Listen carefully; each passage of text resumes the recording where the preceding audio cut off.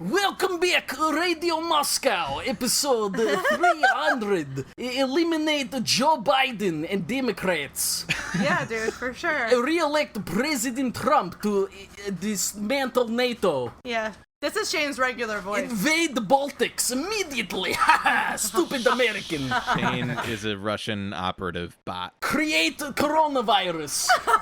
Destabilize American Republic. Oh, Rollo does not like that. Rollo's a true patriot, that's why. Right, he loves America, dude. That's right. He's voting Biden-Harris. Vote blue no matter Should I put him back who. in the bedroom? Maybe. We'll see how he behaves. Back to the gulag. Back to the gulag. This is Eat the Rich After Hours. Yeah. This is Eat the the Rich real After Dark. Real Rollo hours. After dark. Did you ever watch Big Brother, Dwight? Nope. On the theme of... Oh my god, Dwight, please. I know. Dude, please. We have to, the next season, whatever it is, we should watch it together, and we should watch I'm ready. Big Brother After Dark.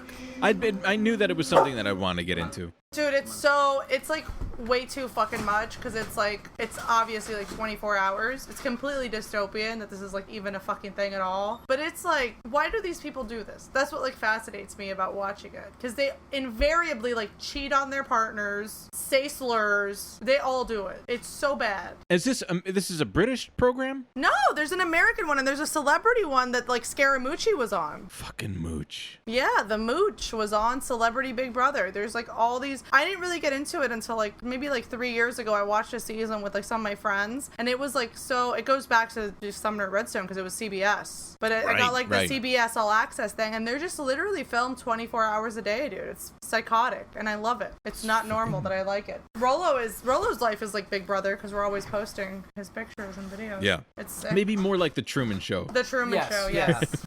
The Rollo Show. Because he doesn't know that there's an outside world. It's so funny to me when I see a post on Twitter from Lizard Rumsfeld, and it'll be a reaction photo of Rollo. I love it so much. I love when so I funny. organically see my dog on the timeline. I love Lizard Rumsfeld. He's so funny, dude.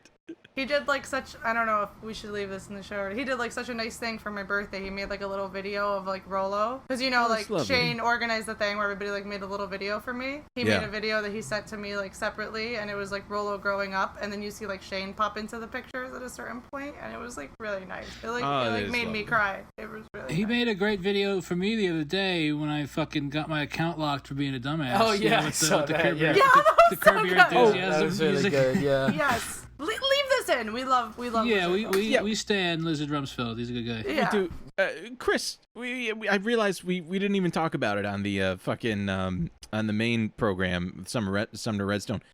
What happened? Oh, I mean, I was an idiot. I continue to try to harass Jeff Teardrick at every opportunity I can by claiming to be him. And I did a post where I tagged him in it, but I also tagged Jack in Twitter support. And I was like, You fucked up, man. I was saying my other account at It's Jeff Teardrick is I'm locked out of it. I think it's hacked. I need to change a password. And of course they just thought I was talking about my account, so they just immediately locked me out of it. Oh man, it's so stupid. It's not even that funny, and it's just really stupid that happened. But I think it rules. yeah, I mean, hopefully I'll get it back, but it might take a while because they tell me I have to change my password, but then they won't let me do it. Every time I try, it won't do it. It just keeps sending me down these same series of screens over and over again. And then it said if you're still having problems, email them. So I've emailed them twice, but I guess I'm just waiting on a human to look at it. But the thing is, I don't really have much of a case. I feel they're just gonna if they actually a human reviews the tweet that was responsible for it, they're just gonna be okay, fuck this guy and just suspend me. Dude, just say it's just a prank, it's bro. yeah, all it's I was just a doing, prank. I was claiming to be this other person and trying to say their account was hacked. What's the big deal? Yeah, what's the big problem? Get over it. what are the chances that you're gonna get it back? Not terrible. I'd say there's a maybe big chance. maybe 50-50. Because it wasn't It suspended. really depends on the person. Whoever reviews it, that's what it really depends on. When this happened, I was saying in one of the chats that we're in that I was able to get a Gmail account back by being I sent a lot of emails to my best friend in college, and also I emailed a professor named Professor Henley one time, and they just gave me my Gmail account back. Wow. It just depends on who sees the fucking thing. Yeah, I'm hoping they'll just They'll just unlock it with Yeah. But it could take a while. You know what I'm saying? Like it could take. It might take a month or more. I mean, I think honestly the funniest outcome is if they give the account to Jeff Absolutely, Dietrich. 100%. Yes! I hope they do. Yeah, I hope it happens. God, please. I really hope they do. And then, like, unironically, the Tony Beast account is like posting replies to President Trump. That's like, "You're a little fucko baby," whatever it is. That listen here, shit goblin. Sir, this is a Wendy's from Chris's account. God, what's the deal with that guy? He was like a blogger from the early 2000s or something. Yeah. Yeah. What was it? He had like some. He had a thing. blog called The Smirking That's Chimp. right. That's why I did the post where it was like, "You're Abby," and then like the smirking exactly, chimp, and it's like, which you makes are it the same person. It's come full circle. It really is. His daughter is, I believe, famous in her own right as well. His daughter is some kind of like comic book or like graphic novel writer, Really? animator, Good or for something. her. Yeah. Interesting. I didn't know that. I'm gonna look that up. It's funny. A lot of the since the stuff that we were talking about before, like a lot of the stuff from the early 2000s is kind of flooding back to me, and I remember probably more so in like the 2004 election and the 2008 election. I remember how much stress was being put on the blogosphere. Oh yeah. Oh, it was huge in the Iraq War. Huge Yeah. in the Iraq. But it's also funny too because now it's just like an outsized portion of what the news and like kind of like punditry, like you were saying before, Shane, like that what they report on is like how people on Twitter are responding to something. And I think it's because a lot of these journalists are on Twitter, are like as terminally online as we are, or whatever. Absolutely. The line between just being a shit poster and being a journalist has been blurred. On a somewhat serious note, I mean, I was thinking about this the other day, just like, and I think we've talked about this on the show before, that, I mean, one of the unique things, at least to me, as somebody who has not always been, like, hyper online, but, like, then, you know, being on Twitter and left Twitter and kind of engaging with spaces is that, like, a lot of the time you don't really know who you're talking to, which isn't necessarily the worst thing, but, like, you know, there are often times where, like, you get these, like, weird blended spaces of, like, these different, like, age groups and stuff, and people are like dunking on each other, and I do think about that, like you were saying, Chris, about like, you know, how many of these people that are getting dunked on for like having stupid takes or whatever, like, I mean, obviously they're like the established institutional journalist people, which I don't like give a shit about if they feel bad or whatever, or if they're getting bullied, like who cares, they're like millionaires. But then there's like, you know, it's like a random person, and it's like maybe this person is like a teenager and just trying to like figure out like whatever their thing is, and it's not to say that, like, you know, it's not a defense against anything, but I think it is a defense. I think that 15-year-olds should be allowed to have bad take. I'm sorry if that offends or whatever. It just does sometimes, like, in a few cases, like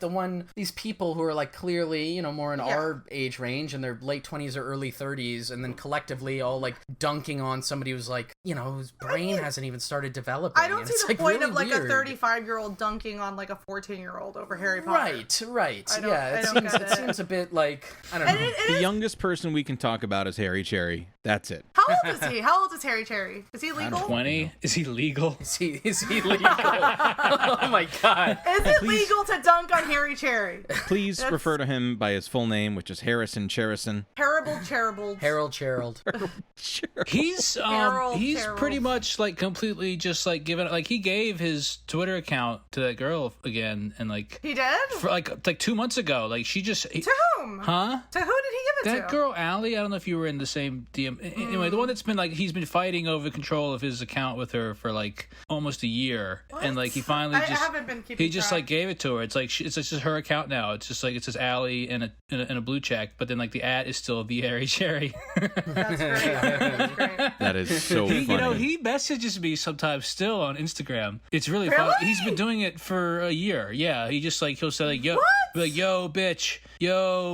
That's it's like when he's drunk. It's like always like really late on like a Saturday or something. He gets shit hammered and like it sounds like fucking DMs me. Jesse He's Pinkman. DM sliding you on Instagram for some reason. He's like, you up, Chris? Yeah. That's so funny. That's really weird, dude. Anyway, this is the Harry Cherry episode. No, God. No, fuck Harry Cherry, man. No. I should have never brought him out. Yeah, cut this What too. a weird episode. Cut all let's get back to something. Scrap this entire episode. Delete everything. Delete Let's us. start over. Hey guys, I'm Dwight. Nice to meet you. Radio What's up? Moscow. Hey. See you later. This is, I mean, really, we really could keep all this in. This is just like... I would no. I think the episode should start with you saying, like, we really could keep all this This is in. just for the fan. This is just, you know, this is the Just paying, for the fellas. Paying fans, yeah. The fellas. This is just, we're just hanging out. Hey, paid subscribers. I do have something substantive to talk about that is gonna fucking make your Let's fucking... go, fam. No, come on. No, all right, we'll save it for later. Listen, Bullying Dwight out of trying to give a steering focus. I thought to we were this going to talk episode. about reality TV. That's how what I I got was roped promised. into doing this. You know, did I ever tell you guys that I worked in reality TV? Yes! Tell the story. You've never told me this. Tell us, Shane. Too cute. Tell us. Oh, man. So I went to film school, right, in my undergrad, and it was, like, very production-oriented and stuff. I didn't really have, like, a liberal arts education or whatever in my college experience. And when I got out, I was, like, working in a number of different jobs. And in New York City, like, you know, an entry point into, like, working in film, the two real options, if you're doing, like, freelance stuff or whatever, is, like, commercials and reality TV. And then a lot of stuff that's sort of, like, edges in between there, like online web content. Like, a lot of the people from my school ended up working in this kind of field. A number of them still do. And there's also, like, generational, like, overlap where, like, there would be people who had graduated from the school, like, you know, 10 or 20 years ago, or now in respective positions. So anyway, through one of these things, I got a job, and I ended up working, like, I was, like, moonlighting, doing assistant editing work for this reality TV show called Too Cute. Which was, it's an Animal Planet show, which is like, the premise of the show is that it's like little baby cats and dogs and other animals, and like it'll like, I don't know like how to describe the non-content that is this, right? It's like, I think it rules. I love imagine Too like Cute. trying to turn like a YouTube compilation of like cute dogs into like a reality show. And so what it would be is that they would like go to a new litter of puppies or kittens or whatever like every couple weeks, and they would record some footage, and then they would put that into an episode and try to build some story around it. And there were like 3 or 4 stock stories. I got like a written out page from the producers, and the stories were like the bad boy, I don't know, a couple of others like ridiculous narratives. And so my job was to like scan through all this footage. Can you describe like what the bad boy is, the way that you have to me in the past? Right. So my job was I would have to like scan through all this footage and then mark and log the moments that might be useful to work towards one of these constructed narratives. So like the bad boy one would be like, again, there'd be like a litter of like 6 puppies that had been born like 2 days ago. And there would be 8 hours of footage of them sleeping on a blanket. And like every once in a while, one of the dogs would like get up and start moving. And so that, for me, that was like a bad boy log. Because then, eventually, that would become in the episode. That's the right, narrator bro. would be like, these little pups are just hanging out. But then, there's Tyler, the bad boy. He doesn't want to hang out with the rest of the crew. Blah, blah, blah. He's gonna get told off by his mama. And then, eventually, like, the mom dog would, like, come and, like, pick the other little dog up and put him with the rest of the group. And so, like, at the time, I was working, like, 3 different jobs, and I was doing this from like 7 p.m. to like 4 in the morning. Normal. Why on is top of video working- production? Why is it like in fucking the dead of night? It's good. I mean, it was like a quick production schedule, and it was also, that was the only time I could fit in to work with my other full-time job that I had that was like a 9 to 5 at a different fucking production live? place. Well, I will leave it up to the listeners to imagine how I managed to stay awake Jesus Christ. during those times. think about it, folks. But like, Determination and hard work.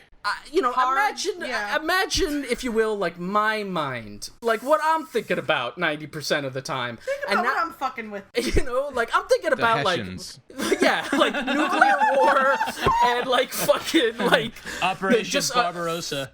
yeah, exactly. And now I'm like stuck fucking watching 8 hours at a time at night, in an altered state of mind, just like footage of baby dogs, and every once in a while I have to log it and be like, this would be good for a bad boy episode. You're thinking about like Black Rain, and then you see like a dog like bite a towel, Yeah. and you're like, that's Tyler, the bad boy. Right, exactly. Yeah. And so like the reason why I stopped working there was obviously this was untenable in like the long term. I remember one time I clocked out at like 1 a.m. or something because I had done all the work like super fast so I could get like some amount of sleep. And the next day, the like producer guy who, you know, I was working for, he was like, hey man, sleeping's for your 30s. Are you when fucking I was like, kidding me? Like I have another job at 9 o'clock. Yeah, and of course, and this was like incredibly like low paid work too. Jesus. And the whole premise of it was like if I kept doing this for long enough, eventually I could be like an editor on this show, and I could actually construct the little narratives instead of just like identifying these points. You could construct the bad boy narrative yourself? Yeah, exactly. How thrilling. But eventually, the final like straw for me was like, because you know, like all reality show TV shit, it's all constructed and fake, right? You know what I mean? So like, there would be like there were a couple of episodes where like there would be a litter of dogs, and they'd pick one to be the bad boy, and he'd have like a spot on his face, and then like in the intervening space between when they did like the second shoot and the third shoot, that dog would die because it was like, you know, sick, and so then they'd have to like find another dog and put it in there so that they could like complete their bad boy narrative, because they're not gonna like on the TV show be like, this little puppy fucking died, he's sick. You know, so like there's that, but then there was also like this little puppy had an undiagnosed heart murmur and right, he didn't exactly. make it past the expected 12 weeks. His genes were bad boys. But like eventually there was one, you know, when they would get like a little bit older, the end shoot they would do was when they were like, I don't know, maybe like 2 months old. Man. So they'd be up and around and stuff, and that would be like the action content. And there was, you know, they'd be like hanging out in a house, or they'd give them toys to play with that they could build into the stories. And there was one where it was like probably at the breeder's house, and they put the little dog, like the bad boy dog, in like a garden that they had out there. And the idea was they were hoping that the dog would like chew around the garden so they could be like, look, he's getting into some fucking trouble.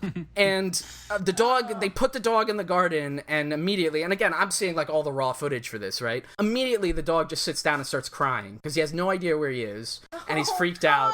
And so then they like, again, they pick him up and they put him in the garden. They're like, go, like play. I could hear the producer behind the camera saying like, you know, play in the garden. Dog keeps crying. And so then eventually they got one shot of him sniffing somewhere, and they're like, okay, that's good. We just need to rub dirt on his face now to make him look like dirty. So then on camera, I watched them like take dirt from the garden and rub it into the face of this crying little puppy and being like, oh, this looks great. Death penalty. This is going to be so good. So there's some episode of this show out there where it's like, little Jimmy Joe was hanging out in the garden. He was sniffing around, and he fucking shouldn't have been, the stupid asshole. And now you know the truth behind the story. Anyway, so I just fucking stopped working there. I was like, I couldn't. I was gonna like send it to PETA or something, but eventually, I don't know.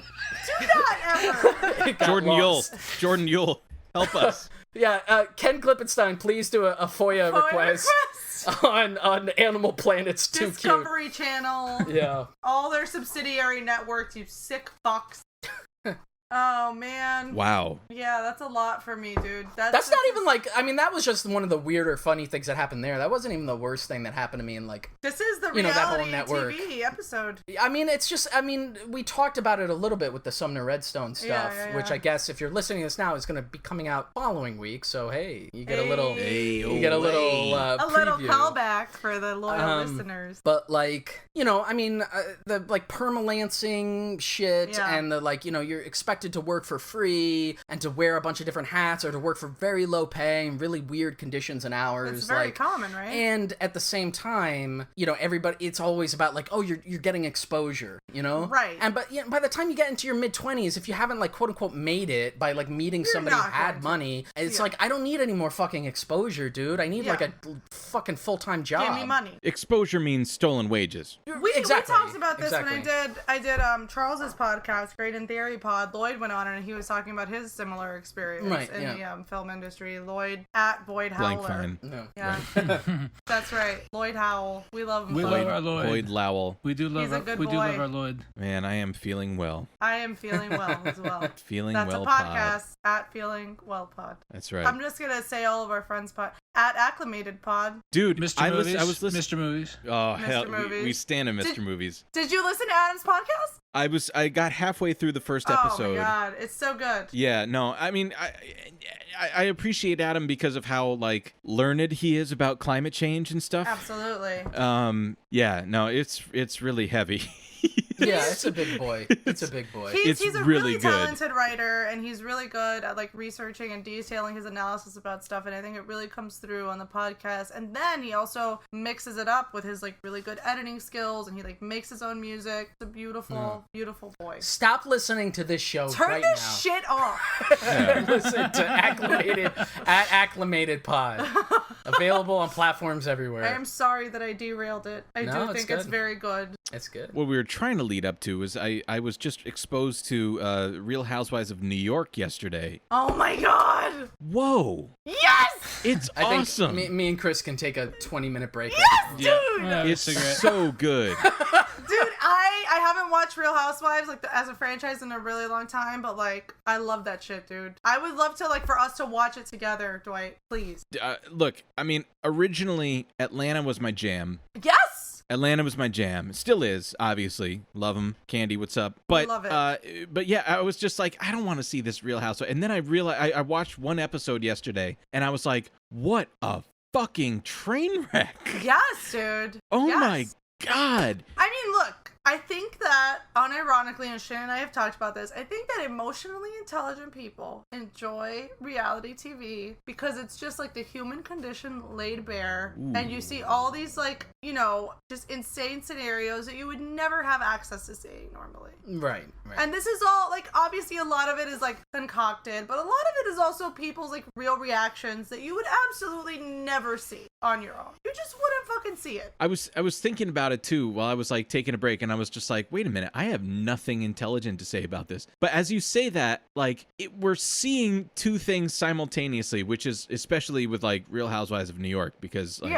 you know, the Atlanta girl's too cool for this. But like, we're watching people. The Atlanta girl's too cool for that. Oh, yeah, they're just too like dignified to like to fucking Queens. yeah, they're just awesome. But yeah, we stand. But like, we're watching these people in their 40s and 50s or something. Absolutely, yes. That but are looking good as hell, to be frank. Yeah, both simultaneously very rich. Chris looks so tired right now, dude.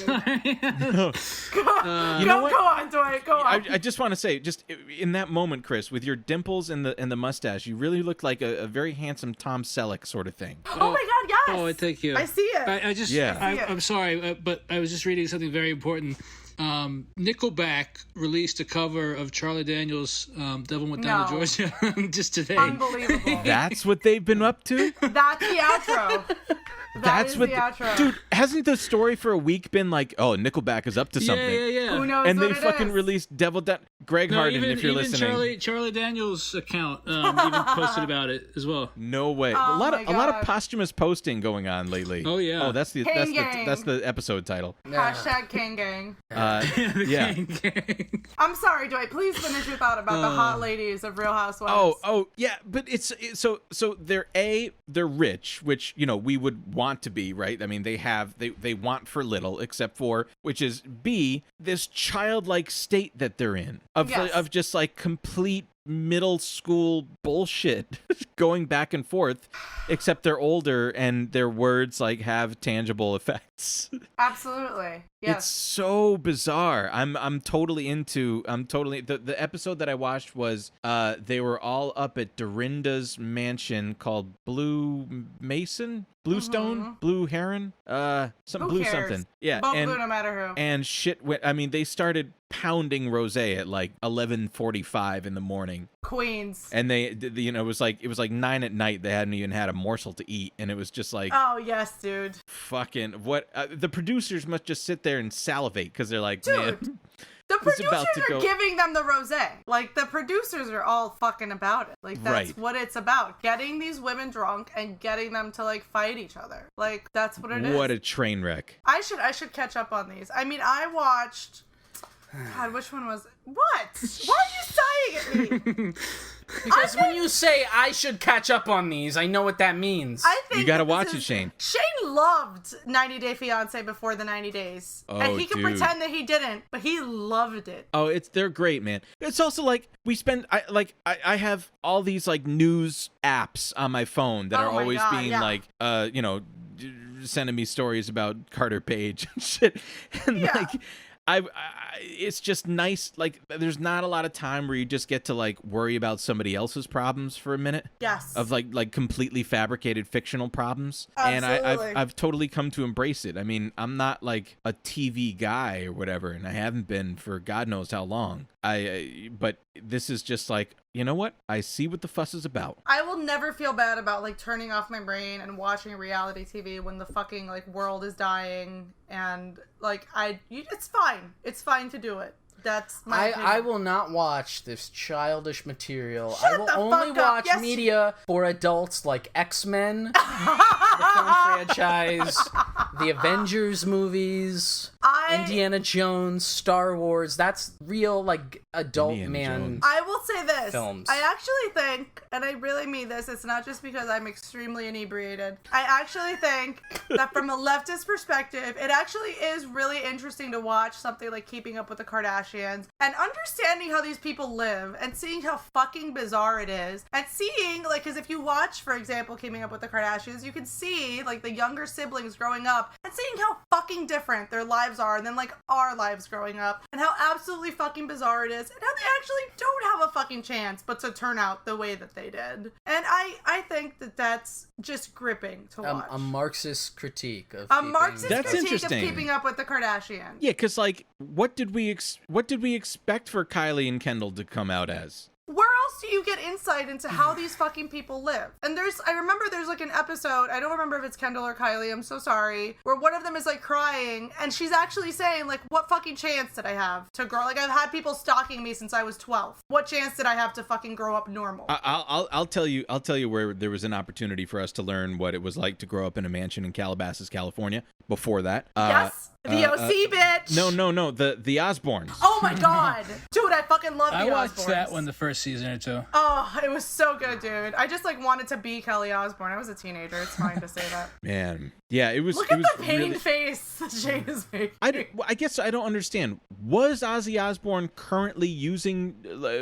Absolutely. Oh yeah, he was Absolutely. hammered and probably on like Klonopin or something all the time. Are you You're right, kidding? yeah, He was prescription gone, dude. drugs, yeah. Absolutely. And the son, I forget what his name is, Jack Osbourne. Jack, he was on yeah. drugs as well. He was struggling with addiction. Yeah. Right. I think he has MS now. Does he Whoa. really? He has something. It's either MS or something similar. Yeah, I remember last time I looked them up because I was a really big fan of that show, and I was a really big fan of Kelly Osbourne. And I looked him up like a couple of years ago, and he's like struggling with some kind of chronic illness now. It's real sad. You know, money can't protect you from that stuff. No, man. No. And actually, and there's a bit of an echo too, and this is not that there's a congenital issue with him, but Rob Kardashian. I just remembered, like, Oh god. he's not even like part of the deal. Like, and he really is struggling with shit. That guy seems to be in. He's got like he was like really young when their dad died, and he's got like a lot of mental health issues. I mean, I think Yeah. also the stuff with like with Kanye struggling with bipolar disorder and people like not having sympathy for that. Like the money does not protect them from like seeing your husband have like a public mental breakdown. That really, it sucks. It's gonna suck no matter how much fucking money you have. Not only that, but, and this is like a real thing, not that I have, much sympathy for the rich, but especially for like child stars that, they got taken advantage of. At that level, you actually get like worse healthcare in some situations, depending on who you are. Because an example would be like Michael Jackson. Yeah, I was just thinking that when you said that. Yeah, you just have like sycophants around you doing like whatever you say, which like if you're mentally unwell is not always the best thing. What's her name? Anna Nicole Smith. Yep. Joan Rivers. Oh yeah. She was getting work done at what was Shame. ended up being like an. Just Shane watching is Shane. so- I'm just gonna close my Zoom window so I don't see. Don't look at Shane's face. He looks so upset about this right now. Joan Rivers. Yeah, man. No, she ended up getting She some was sort having of. something done that she some- wouldn't have had done if she was a regular person. Not only that, but it was at a place that was unlicensed, or was a doctor that had lost his license to perform this particular surgery or something like that. Incredibly shady, yeah. Yeah, and that ended up being the deal. That was it. Right, yeah. I think she had like a good perspective about it and had some good humor about it, but Absolutely, yeah. Prince. Prince. Yeah, dude. I'm gonna go to the bathroom. He's gonna go to the bathroom. He said he's leaving. He's Prince was peeking the out of last this. straw. Look, I don't have sympathy for the super rich or whatever. I obviously feel that like Kim Kardashian has way better access to mental health care than I do. I get my fucking medication from an app on my phone where I talk to somebody who's like, "Hey, do you want this medication?" And I'm like, "Yeah, give me the highest dosage of my medication," and she just gives it to me. But you know, like it sucks. It's real, like what's happening to these people. Yeah. And I think that a lot of critique of reality TV is motivated by misogyny. Yeah. Sorry if this offends. Yeah, to be clear, I am not spending any of my organizing time worrying about these folks. No, I am not saying free the Kardashians or what the fuck ever. Literally just trying to take care of my own mental health by watching these other programs. I am taking care of my mental health by watching Khloe and Kourtney take New York or what the fuck ever it was. Oh my god, that was a while ago. Do you remember that? Yeah, no, that was a while ago. I mean, I do think it's interesting to see like how different people live. I think that that's always what has like made me gravitate towards reality TV, like the true life stuff or whatever. Did you see the Starseed girl recently? I don't know what that means. There was like some video going around Twitter that it was like a girl saying like, "I'm a starseed." That means like alien, you know, jizz made me on Earth or whatever, and all mentally ill people are like starseeds, blah blah blah. It turns out somebody that follows me, when I posted about this girl, because apparently she runs an actual cult, somebody that I follow told me that there was a true life episode about her. Are you doing a Mad Lib? No, this is a real thing. She has a cult. What is her fucking name? Her name is like Unicron, and it's like the unicorn cult or something. It's really great, dude. You should really check it out. It's so chill. It doesn't sound chill at all. It's like the most chill. You know what I think is really interesting about it, and I was talking to Shane about this. I'm sorry, Shane just came in with a gallon of alcohol. Absolutely a gallon of alcohol in Shane's hand. She has a cult, and she like says it's a cult, and she says that she is trying to brainwash you, and she's completely direct about it. And I think that's it's like a very millennial manifestation of a cult. And I find it very interesting. And there is a true life episode about it. And I'm gonna shut up because I think that Shane is gonna like break up with me. No. Go off. It's good. I love it. I love it here. Shane, please. Let's talk about what we really came here to talk about, which is Gavrilo Princip. I was thinking, right, when you were talking about the sympathy that can still exist for people in high positions of power, I was thinking I don't have about much, but go on. No, like the Bourbons or like the Romanovs, right, in the respective places in the French and Russian revolutions, because both of those, you know, autocrats and like their immediate families, like one of the reasons probably why the revolution in both cases was like relatively successful is because they were kind of like brutal. Feckless. No, I mean those particular monarchs were not very good. Yeah. They were not like, and so they were more the like kind of fail son inheritors of a royal line that had existed for hundreds of years that had brutalized people. And it's not to say that they were then like good people or made good decisions. They were just like that. They were clueless. Right. And so it's, you know, in that circumstance, like especially if you look at like the little kids and stuff, because you know all their families ended up getting killed. It can be sad if you think about it from just the pure perspective of like those kids Human never had emotion. a chance, you know, in terms of humans. But at the same time, they're still like emblematic of a system. They're part of a structure, even if they're not necessarily the ones that were particularly responsible for the ills of society. System, but they would have perpetuated it if they had the chance. Exactly. And so it's like a, you know, a dual kind of like moral compass you have to have. I think when we watched that French Revolution, extremely long, terrible 5-hour movie that we watched, like my thought was like how bewildering it must have been to be like the child of the monarchy at that point, just be like an 8-year-old kid who's been told your whole life like you're absolutely powerful, nothing could ever happen to you, and then you're just like living in dirt and getting food through bars. Like that must have been bewildering. I mean, for a child. it would be the same thing that happened right now with the Kardashians or whatever. Right, if we were to jail them. You somehow made them sound like a Star Trek race. Kardashians are a Star Trek race. They are the Kardashians. Yeah. Yes, Kardashians. Yes. They're the rulers of the tyrannical rulers of Bejor. Yeah. But like in a modern context, right? Like if you know, some form of like a just socialist, left-wing, or, you know, whatever equitable, redistributive, revolutionary thing happen, you'd have a lot of kids of like scions from rich families who would suddenly, you know, if they're like, especially if they're young, if you they're know, like you're talking 8 years old. Yeah, like they don't know what the fuck is going going on. This is a really around them. problematic episode. I mean, I'm not saying that it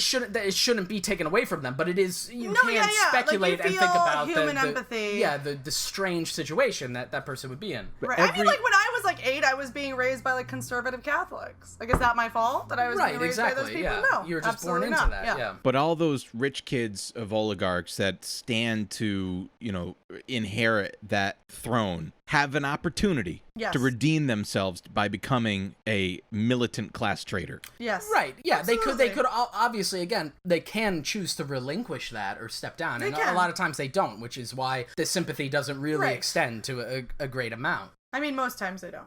There's a book about the Russian Civil War that I read a couple years ago. I think it's called Red Victory. Right. And it's a pretty good comprehensive history of the Russian Civil War. Mm-hmm. But it is the guy who wrote it also wrote like a history of like pre-revolutionary Russia. He obviously is somebody who's like, I'm pretty sure it's an American who has like a romantic vision of like, I don't know, fucking, Tchaikovsky and the great literature of like imperial Russia or whatever. And so, even though he's even-handed in the sense that he calls out both sides for the various barbarisms, he does have a sympathy towards like the fucking Russian ruling family. And there was a chapter where it described like their imprisonment by the Bolsheviks, and one of the details and the way that he wrote about it in this like chapter was that the Tsarina and her kids would go and like they would try to pray because she was like hyper religious. So she would take her daughters or whatever outside into the garden area wherever they were under house arrest to pray, and when they would, these like callous barbarous red guards who were posted to watch them would like jeer at them as they were praying and like call their god stupid, and then like try to drown out their prayers by singing like the Internationale and other like songs. And so the perspective that this historian had on it was like how tragic and horrible for these people. And but I'm reading that and I'm like, good. Yeah, absolutely. Like shout down these people, like fuck them. Yeah, I mean, to bring it back to like a leftist perspective on that, I think that you have to be like real about the reality of overthrowing those kinds of people and what that entails, and it does entail things that you might find personally morally reprehensible. Right, yeah. But it's cool. Another one of the details that he was like, this shows, the like barbarism of the Reds or whatever, was that eventually when the Bolsheviks went in and like killed the whole family, they also shot the family dog. I hate that. Like, the dog would not have continued very autocratic. Whatever. It's, Imagining Rolo, like if we just like got taken out, he's like, what did I do? I don't know. Nobody talks about this, but when a friend of the show alerted me to this, that many war dogs, like dogs that are trained by the military, to the U.S. military to enter war zones, when they to do some job like bomb sniffing or something like that, when they come back to the United States, they're oftentimes put down because their PTSD is so bad they can't be like ingratiated into a family or something like that. God, that was dark. What the fuck, Dwight? Why would you fucking tell me that? I was trying to talk about like 90 Day Fiance. What the fuck? I know. Oh, that made me think of another dark dog thing. What? Factoid. Just fucking say it. During the Second World War, Balto was a fascist.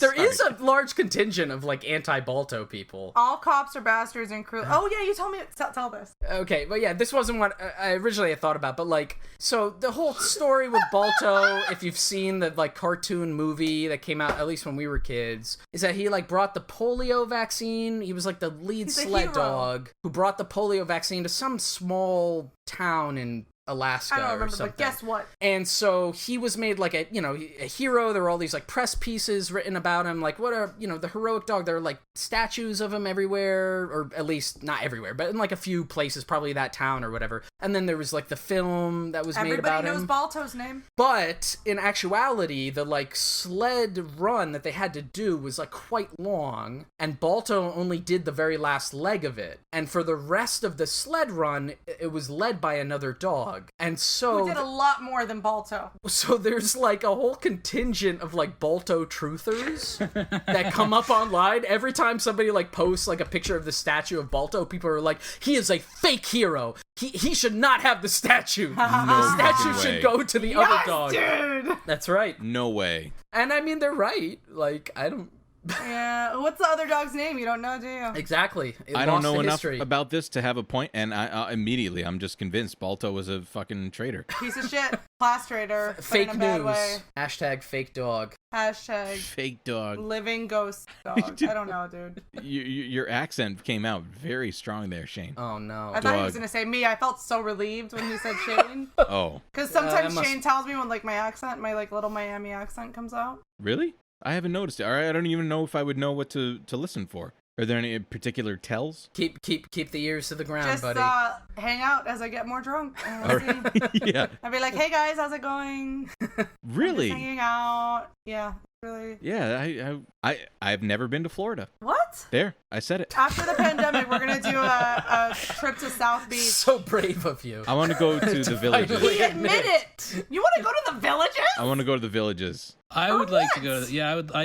I see the appeal of that. For what? Chris and Dwight, on the ground gumshoe reporting from the villages. No. 2020 challenge. You don't want to do that. We get accosted by racists and they pretend to cough in our faces. Awful people there. Never go to Florida. You know, again, Sorry if this I was goes- just reminded again of the Roger Stone thing, and I forgot to mention this in the regular episode. But like, so he's speaking at this event that's at a church. The last local kind of event I can remember Roger Stone doing. I remember hearing about it. I think it was like a year and a half, 2 years ago. I remember it because it was at a strip club. It's like in Richmond, Virginia, like my hometown. Like that's where he was. He was like speaking at strip clubs for like 40 people like a year and a half ago, and that's what he was doing. Was it like a joint thing with like Stormy Daniels, or was it like a different thing? No, it was Debating Stormy Daniels at the strip club. No, it was like a Proud Boys related thing. There was like a bunch of them there. Really? Yeah. It was kind of big on Twitter like when it was happening. Like a lot of people showed up to like, you know, and like the owner of the club was obviously a big MAGA guy, and like a bunch of people tried to show up to like, you know, protest or whatever. I don't know, but like it's like a real seedy strip club. It's really funny. It's really funny that Roger Stone spoke there, which is like that's Roger. Right, that's his element. That's his element, exactly. Yeah, like to see him at a fucking like evangelical church. I feel bad for the strippers at like the place where all the Proud Boys were showing up to. That's like the bleakest situation I can fucking think of. That's a nightmare. When I drove cabs in Richmond, I used to pick a lot of them up there. Not the Proud Boys, but the strippers. the strip clubs, yeah. Yeah. That was like the area. Early in the morning, I would imagine. Yeah, when they get off work. That was like the area I worked in. So like I knew some people. I thought they were still there, but I knew some people that were there. So I knew the club. You know what I'm saying? Yeah. Right. Yeah, it's a very seedy part of town. It's really funny to think of Roger Stone there. Interesting tidbit. Tampa is the strip club capital of the country. Really? Fucking Daniel Smilowitz just chilling. That's right. Just straight chilling in Tampa and Ybor.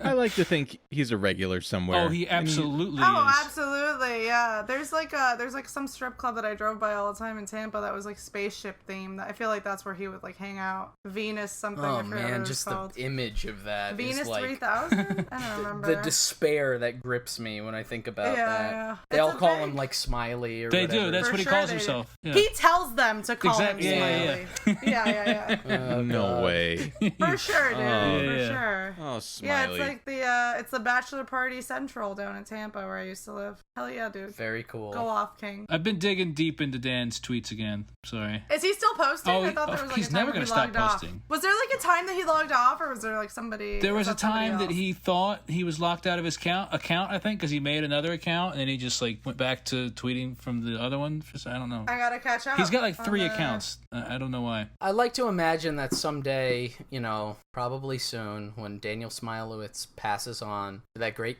strip club in the sky, his account will do like the Herman Cain thing, and it'll just be turned over to like you, The Smilowitz and a gang. bunch of other people, just be the Smiley gang, and he'll The just keep Smiley gang. posting. You know what I thought about the other day? The guns lawyer guy. Yeah, I What's love his him. at? I love that guy. Yeah, he dude. was good. The he was a good guns one. lawyer? The guy from What was his at? From Missouri? his ad is firearms lawyer. Firearms lawyer. Yeah, he's that's like what it was. he's like a pro Second Amendment like lawyer, he's like a gun lawyer, but he's like also like a really big gun enthusiast, and he's like a big MAGA guy, and he like He's got like cool pictures. yeah, he of like himself. posted when he blew up was he posted that picture of himself in like his like McMansion home office in like fucking like tactical gear with a gun, like taunting Antifa. It's such like a bleak picture when you like look at the background and stuff. It's so sad. It's so good. It's so good. Chris, you being south of the Mason-Dixon line, your southern accent has come out a little bit. No, actually. that's not. No, Yeah. It will, but it's not. What it will. What was the describer? what was the profession of the guy you were just talking about? Lawyer? No. You said lawyer. Stop fucking gaslighting me, goddamn You it. did, man. Run the tape back. Big city guns lawyer. It's like Tennessee Williams. Big city guns lawyer. Lawyer. He was a good character. He had pictures of himself. Like I went back like sometime later and like dug back through some of his other pictures. And he's got like pictures of himself like with his shirt off, like flexing. No. He's like 65 years old. He's like also, but like he added Trump in it because he wanted Trump to see him. No. No way. Yeah. Oh my god. It's so good. Oh man. I'm ready to fight for you, Mr. Check that President. out. Guys, we've got like an hour here. That's an hour. We got I've got a probably whole 45 usable minutes. I've got a whole thing, but I'll save it for. I'll do a Dwight Spice on this shit. I'll tell you what it is. I'll just read the title of the article. It's Facebook abandons broken drilling equipment under Oregon's seacoast floor. You can't leave us hanging on that. Nah, you're just gonna have to please. hear the Dwight Spice. Oh my god. I am not a Patreon subscriber. Get her out of here. Get her God out of damn here. Get her out of here. Despicable. Lock her up. Oh no. Traitors in my own house. This is misogyny right now. It's happening to me. Yeah, no, I'm I gonna see do a that. call out post. Please cancel me. Please free me of this burden. Obliterate me. Oh gosh. Send me to oblivion. Oh God. Stay cool. Stay Sure, cool. that'll do it. Yeah, Stay cool. It's pretty hot outside. Everybody stay cool. Take care of your plants. Make sure that you prune them so they don't bolt, Yep. especially your mint. If you're cold, they're cold. Bring them inside. That's right. Thank you, Chris. That's right. Take care, everyone. I love you. Cool. Love you so much. Good Bye. night. Bye. Love you. The devil went down to Georgia and he was looking for a soul to steal. He was in a bind, a way behind, and willing to make a deal. When he came across this young man picking a guitar and playing it hot, the devil jumped up on a hickory stump, said, boy, let me tell you what. Well, I guess you didn't know it, but I'm a guitar player too. And if you care to take this dare, I'll make a bet with you. You're a pretty damn good strummer, boy, but give the devil his due. I'll bet a guitar of gold against your soul that says I'm better than you. But the boy said, my name's Johnny, and it might be a sin, but I'll take your bet. You're gonna regret I'm the best that's ever been.